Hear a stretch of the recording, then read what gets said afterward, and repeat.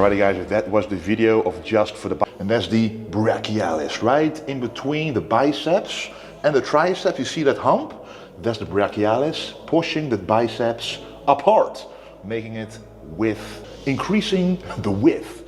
So what you want to do for this is actually hammer curls. You have different kinds of varieties of hammer curls, but I like, of course, the old school dumbbell style. But one thing you have to truly take into consideration is the way to do it, because we all think, oh, this is a hammer curl like this. Just look at how my arm is positioned naturally. It actually wants to go this way and not that way, because if it goes this way, you actually go against your anatomy, wanting to move the natural position. So it's still a hinge joint, your elbow, and that is what is required to move it properly towards the direction it wants to go, to prevent any elbow pain. So once I'm holding the dumbbell, you want to go all the way up, but you look at this, I'm going towards that side and not straight forward, in order to fully contract the biceps, go all the way down and go all the way up again. And you can see here, this brachialis is now contracting, and that is what you want to feel and see when you're doing this movement.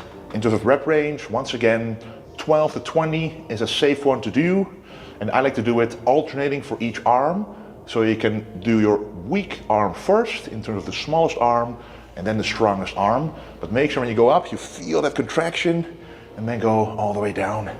And you can really feel the pump starting to increase in size. And the bigger the pump will be, the better the result. Yeah.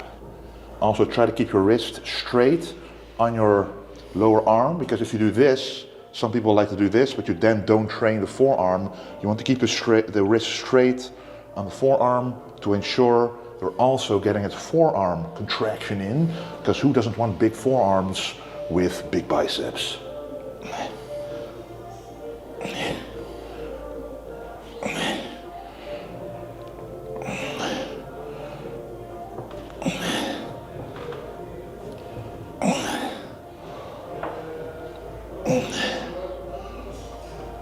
In trying to lift the weight, you just want to isolate those small biceps and make them not so small, but big.